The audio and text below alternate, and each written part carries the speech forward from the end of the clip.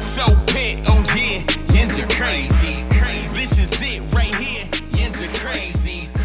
And what is good, my crazy Yinzers? My name is Mike Nicastro, and you are listening to Pittsburgh's #1 sports podcast. And yes, I know it's Monday. Some of you are feeling the blues today.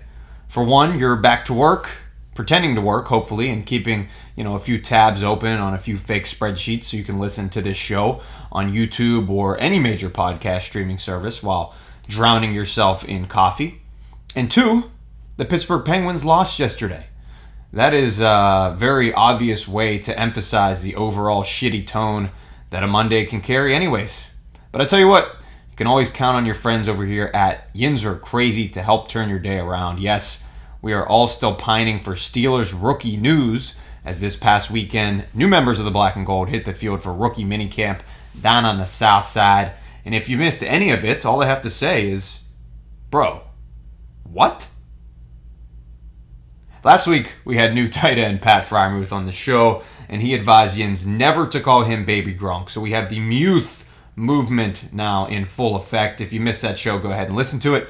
And I tell you what, today we have a really awesome show as well, filled with more rookies.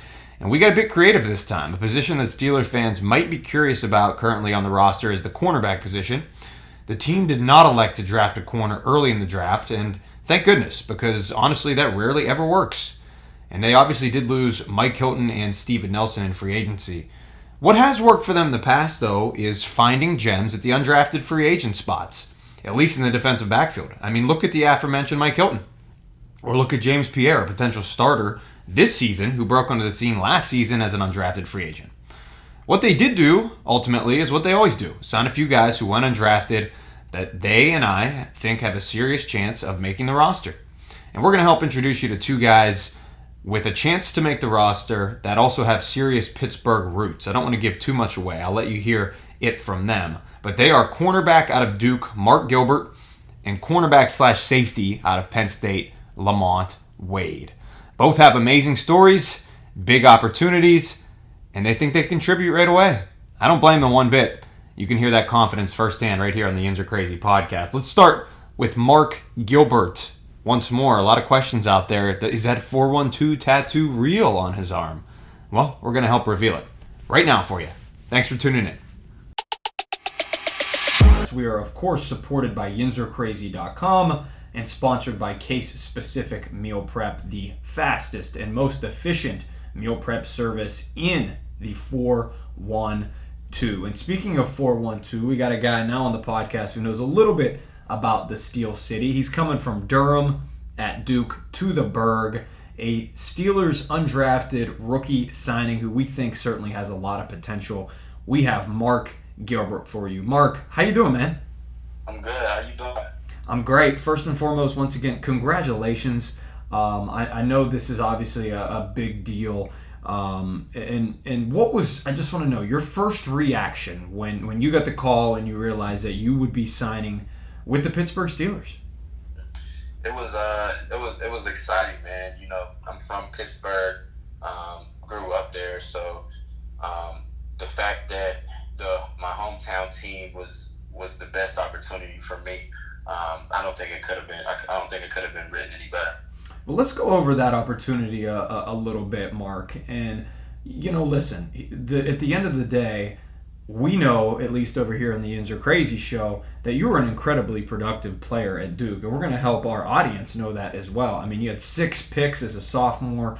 You got experience playing both outside and inside, but you did battle some injuries over your career the last few seasons. So I'm sure there was obviously a little bit of disappointment going undrafted, but you got to be excited about the opportunity with the familiarity in Pittsburgh. Not only that, but the fact that this is a team that could use a cornerback presence like yourself. Can you just talk about kind of all those emotions of not being drafted to then realizing you're going to the Steelers and you do have a big chance?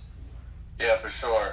So I knew my situation. I knew how the injury could impact me going, into this draft process. So going undrafted wasn't a surprise to me at all.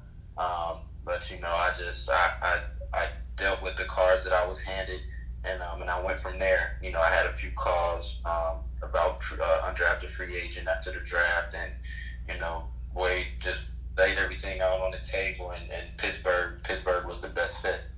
We have Mark Gilbert joining us on the Yinzer Crazy podcast. Mark is one of the best corners to come out of Duke in a really long time. And I just mentioned the injuries. You talked about it as well. Obviously, it's something that you're probably sick of hearing by now, in all honesty. But I do got to ask, are you healthy? Yeah, I'm 150% healthy.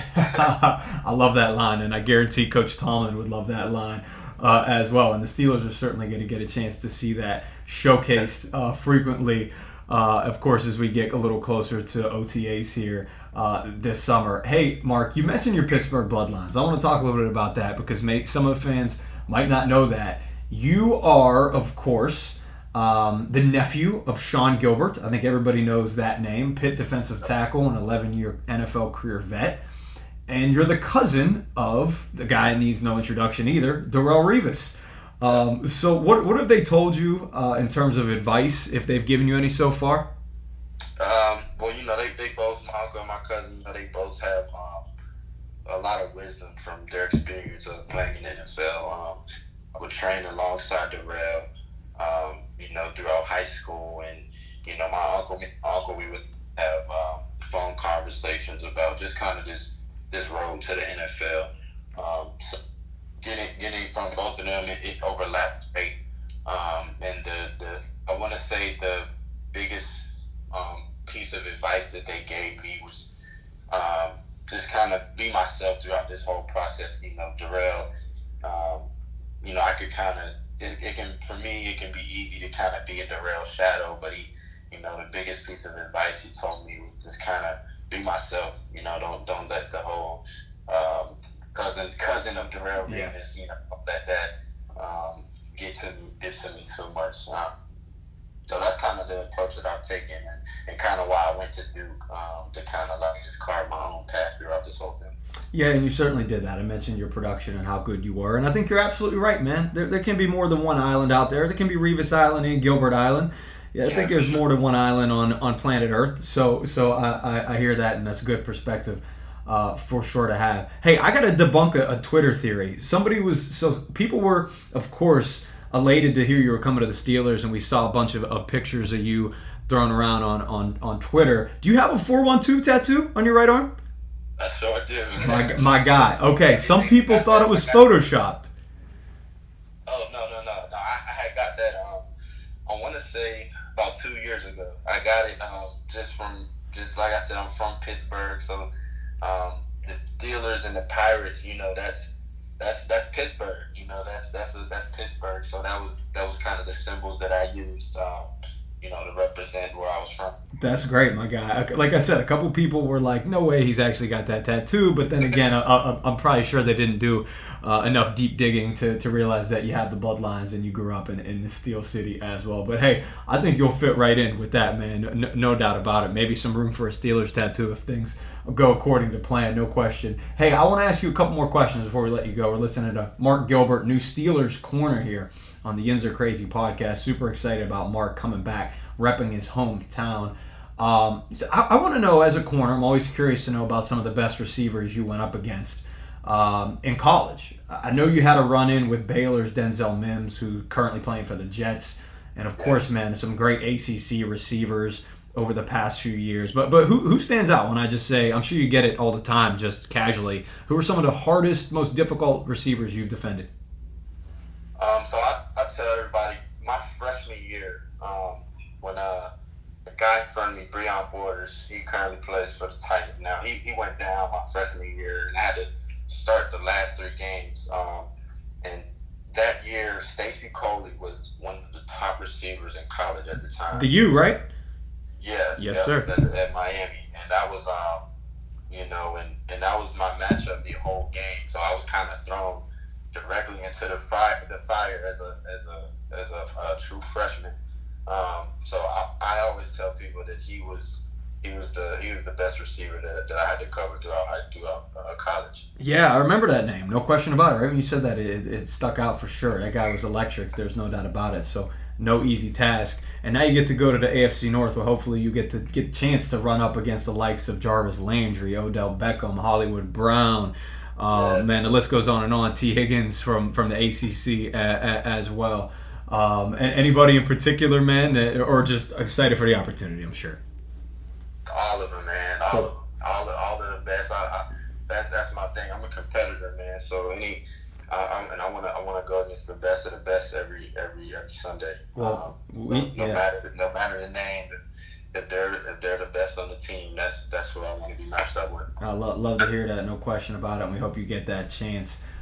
So I guess final question, man. I asked you about all the other guys. How about on your new team? Obviously, you've been a Steeler fan, I'm sure, in some ways from afar. You get to join a team now with the likes of Joe Hayden, which has got to be cool, and T.J. Watt and Big Ben, man. Anybody in particular that you catch yourself sometimes thinking like, wait a minute, I was watching this guy just a couple years ago, and now I'm on the same team as him? Yeah, you just named him. Big Ben, man. I grew up watching him. To be able to meet him, it's gonna be crazy.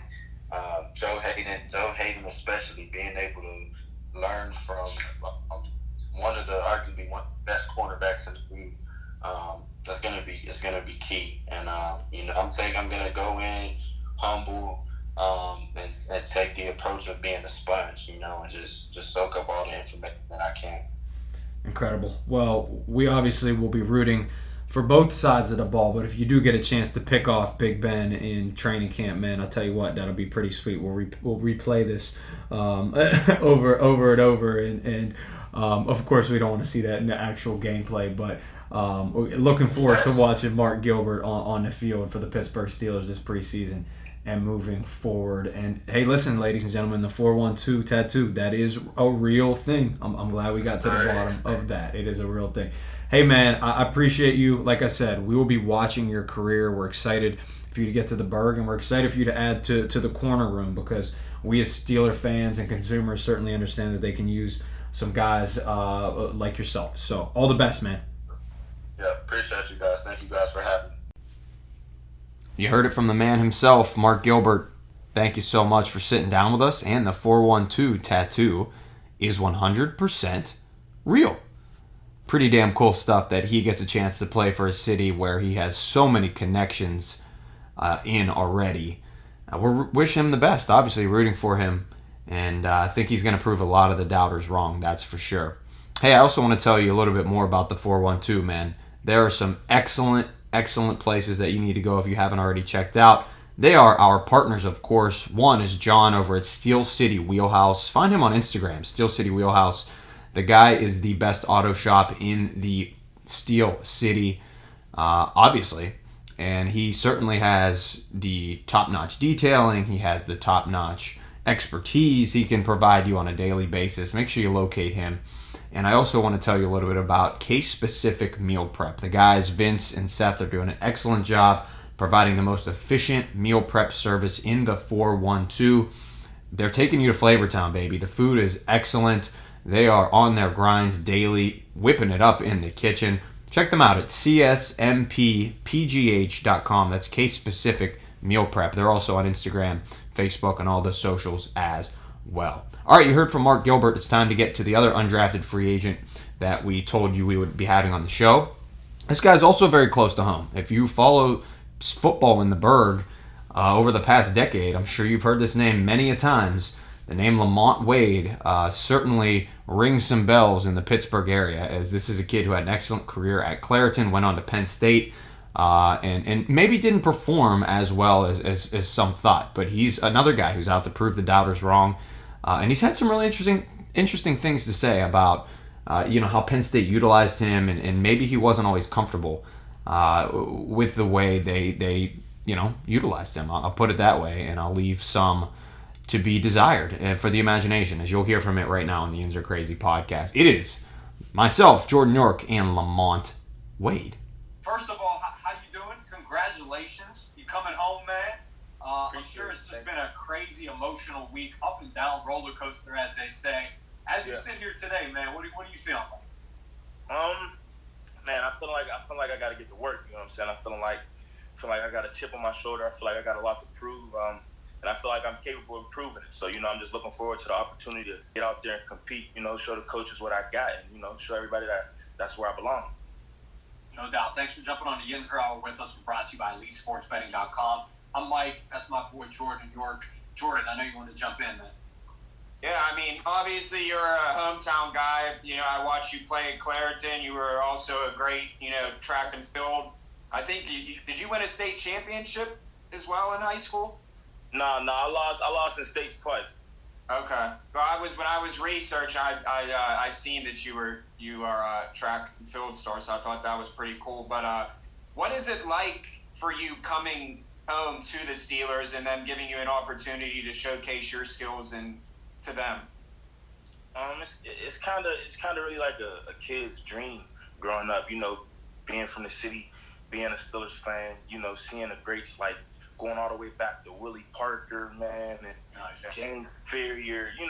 I've been a Steelers fan my whole life for real. So just having the opportunity to come in and compete and to actually put the jersey on and wear that, for my hometown, for the place that I grew up in, like I said, it's a dream. I wouldn't want to be in another place right now. Bro, you're making us feel old. We were just over here talking about watching Jerome Bettis. You out here throwing out Willie Parker and guys like Mendenhall out there. Yeah. Man, we are getting up there, JY. You ain't kidding. So, hey, Lamont, let's talk in between the lines, my guy, because obviously you had a great career over at Penn State. I think there's been some questions about what position in the NFL you think you're best suited for. Now, you play mostly safety at Penn State, but obviously, you can play the slot corner position as well, and I'm sure you can guard outside if you have to. In your mind, where do you best see yourself fit? Is it still safety? Yeah, so coming in at Penn State, I started out as cornerback. That's where I got all my accolades out in high school and everything. Came in at cornerback. I moved to safety. Added depth there, and then I ended up excelling for real at that nickel position, at that star position. So I honestly feel like my biggest strength with my versatility under my belt is that nickel position, being able to cover, being able to blitz, being able to tackle, being able to fit in the run and play in the pass game as well. I honestly, I could play wherever, whether it's safety, dime, nickel, corner. But like I said, I feel like my best attributes, I really didn't get to show that much, is at the cornerback position and at that nickel cornerback position where I did some good things at. Have the Steelers talked to you at all about what opportunities they'll give you there? You feel like you'll be given a shot and that you were drafted to potentially work in the slot? Yeah, I feel like that's one of the biggest things, especially with Hilton leaving out. They're looking to fulfill that nickel role. No doubt. But honestly, let me know that I have the opportunity to come in and try out several different roles. Whether it's on the outside, whether it's in the inside, or whether it's at safety. So, like I said, that versatility, I'm looking forward to getting in there and getting put at wherever they need me at, and knowing that I can execute wherever I'm at. Well, it's a good thing that you certainly have that versatility that you mentioned, man, because you know how this world works sometimes, right? You come in and you find yourself fulfilling roles that maybe you didn't expect. Just like you said at Penn State, it kind of happened a little bit to a degree where you kind of went from corner to safety. You might start with the Steelers before you know it on special teams and have to work your way up. And I think it's something obviously you're willing to do. But when I think of Lamont Wade on special teams, bro, I think of that kick return touchdown you had last season against Illinois. And my mind starts going to, all right, Lamont Wade back on punt returns, Lamont Wade back on kick returns, getting to showcase some of that Clareton running back skills that we used to see in the Bird back in the day. Man, that had to cross your mind too, right? Yeah, most definitely, man. That was one of my things, getting recruited. I thought I was going to be able to play both sides of the ball, but you know how that plays out. But I felt like it was real good to be able to show that I still got it. I haven't touched the ball since my senior year in high school, and then to come back my senior year, my last 2 games of my career, and have 4 returns for 200 yards and a touchdown. I feel like that's just letting them know that I still didn't miss a beat.